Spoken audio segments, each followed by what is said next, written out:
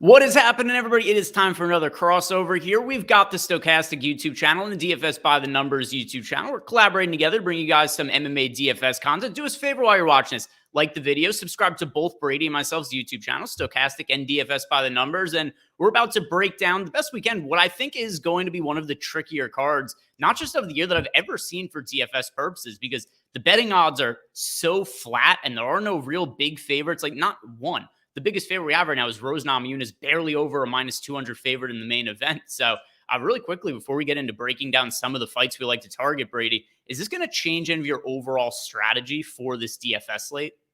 Yeah, it is. I feel like this is a card where you can really get different and leave some salary on the table. Like I have a feeling like the winning lineup's going to have just a ton of salary left on the table because I was telling you before the show, like you could make a case for every single underdog on the card. Like Stephen Wynn, for example, is 9,400 and he's only minus 164 at the moment. So this is one of the weirder slates ever. So probably going to be leaving some salary on the table and getting a little bit different. But yeah, it's a tough one. It certainly is a tough week this week.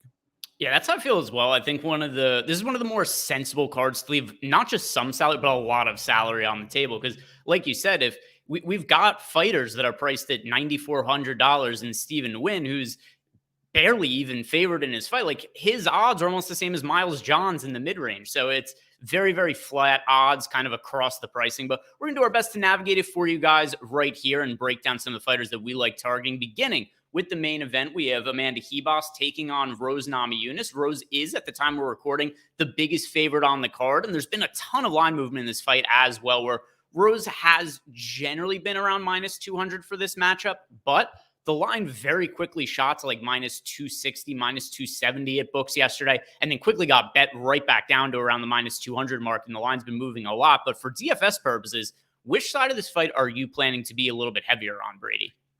Yeah, I guess you could attack both sides here, but for me, it's the Rose side, 9,200. There aren't a lot of fighters I feel great about, but I guess she'd be one I feel decent about. I just feel like she's the much better fighter. She's fought the much better competition.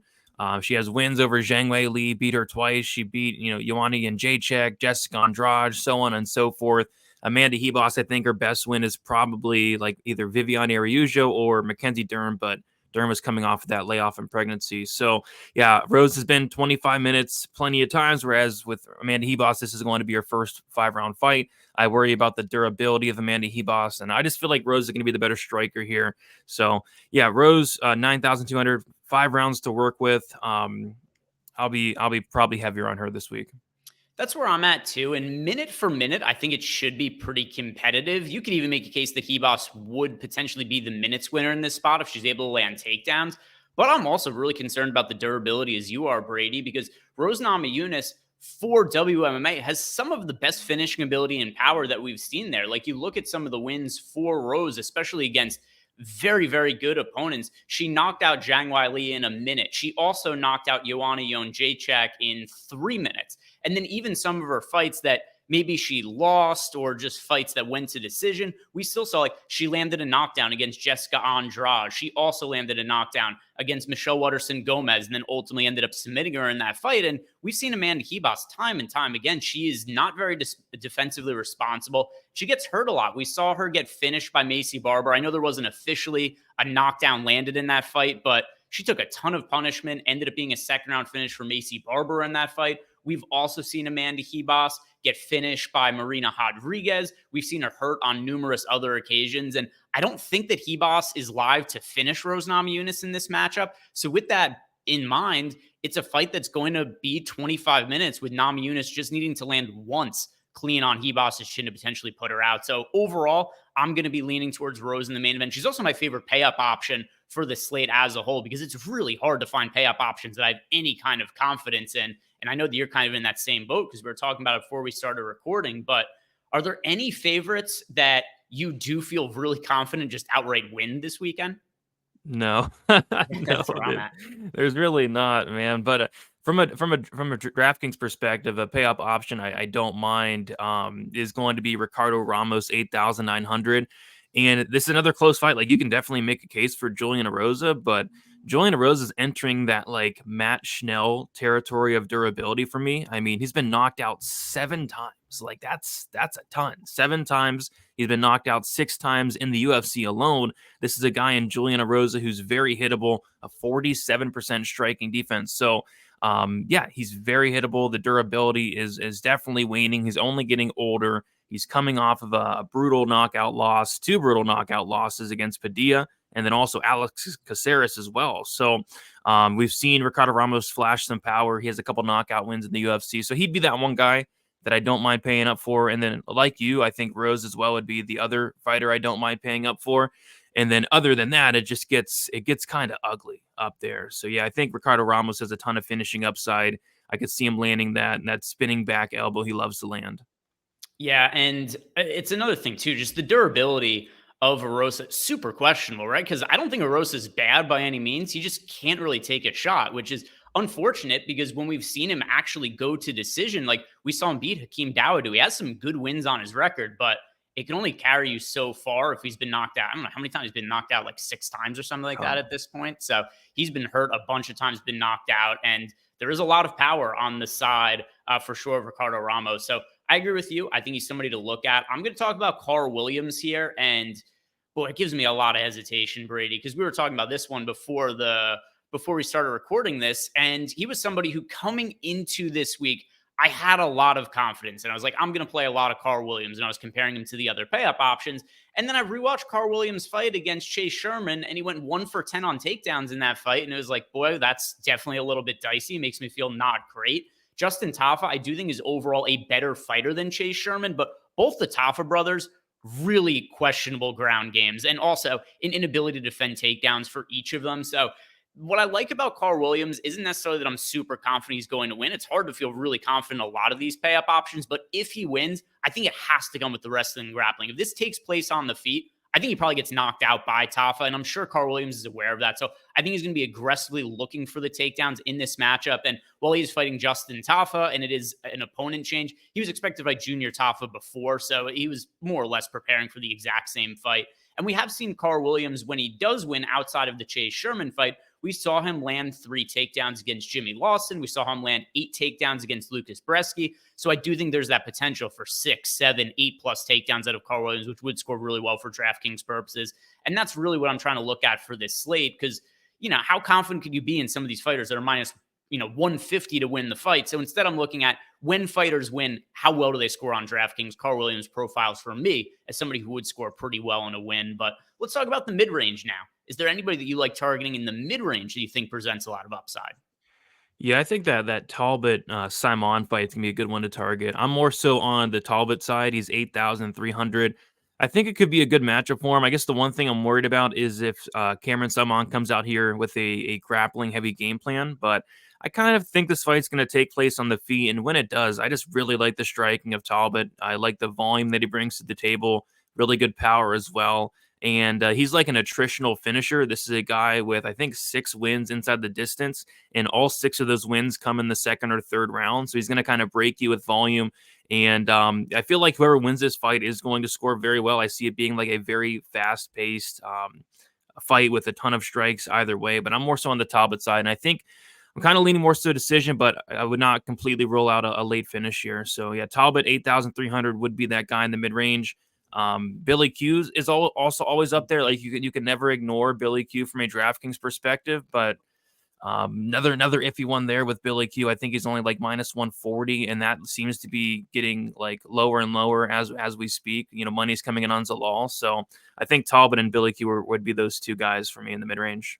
Yeah, and if you look at the output for Simon and as well as Talbot, 6.66 significant strikes landed per minute. For Talbot, 5.28 on the Simon side. So I do think it's going to be pretty high pace. And another thing, too, is I don't think either of them are going to have to worry too much about the takedowns in this matchup, which will really free them up to just put out a lot of output on the feet. So I do think it's a really good fight to target.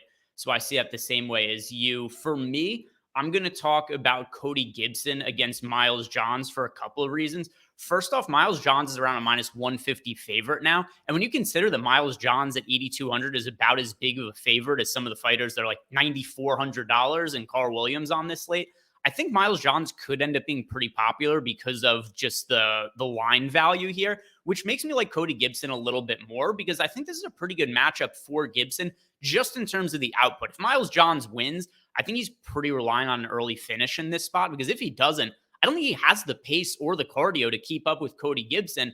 And Gibson lands 4.75 significant strikes on paper. It's a pretty good mark, but the upside for his output, we saw his fight in the Ultimate Fighter final against Brad Katona. Gibson lost, but he landed 164 significant strikes. There is a 0% chance that if he throws 164 strikes, that we're going to see Miles Johns be able to keep up with that. So I'm hoping that Miles Johns ends up coming in popular. I do recognize that there's some finishing equity on the John side, but if we do see Gibson make it out of the first round, get midway through the second round, I think he takes over with the pace, either wins a pretty high volume based striking decision, or he's able to wilt Miles Johns and maybe finish him late second round, third round, get a finish just with Johns not able to keep up with the kind of pressure that we saw Gibson bring against Brad Katona. So with that in mind, I'm going with Gibson in the mid range, and I'm hoping for low ownership there, Brady. Here's where things get interesting, though. We talk about the cheap end of fighters. You can make a case for almost any of these fighters, considering how tightly lined a lot of these fights are. But any particular ones that you're eyeing for the upside in a win? Yeah, it's crazy. Like there's so many dogs I like. Like I can list like several, but I guess one fight that really do want to target, and I like the price here for Pajelo. It's 7,500, Luis Pajelo, and it's because I think this fight's probably going to be one of the best fights on the card. Like if you watch any of this guy's fights, he's coming forward with no regards to his own safety, no striking defense whatsoever, but he's super tough. He has a ton of power. And I think he's gonna try to get that finish. I think he's alive for the finish in every single round. Actually, we've seen Padilla slow down in some fights. The thing though is, Padilla's never been finished, but Pajelo's super dangerous, has a ton of power. So yeah, don't mind Pajelo 7,500. But yeah, there's a ton of dogs this week, but I think he'd be that one. Yeah, it's kind of hard for me to narrow it down to just one. But one thing I do kind of want to point out here is a fighter who, all right, who's an underdog that I think could score well in a win, but then also I'm not super interested in the favorite. And that's where I'm going to look at Montserrat Rendon, who probably not a UFC caliber fighter, but her win condition in fights is going to be takedowns. And I do think that she has a pretty significant wrestling and grappling advantage over Zelznikova, who I think I'm pronouncing that right, but not totally sure. Doing my best. This is a lot of Z's and a lot of consonants lined up next to each other in a name here. But if we look at the win that Rendon had in her UFC debut against Tamara's Vidal, and if you guys remember, Vidal was a really big favorite in that spot, and she was very popular for DFS purposes as well. She was like 30% owned. She was priced over 9K in that spot. Rendon was like 8% owned or something like that in the flagship contest. And what ends up happening, she did struggle when the fight took place on the feet, but Rendon showed some pretty good fight IQ, and she recognized her win condition was needing to wrestle and grapple. So she ends up landing 3 takedowns. She held nearly 5 minutes of control time.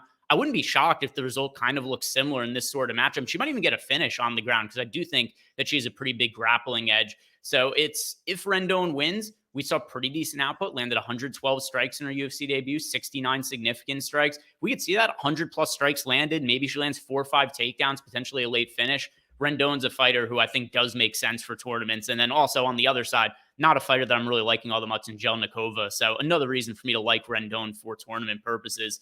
And yeah, going to be an interesting slate this week. Not the most name value on the card. Should bring a lot of variance into play, but sometimes it could be really fun for DFS. Do you have any final thoughts on the card, Brady?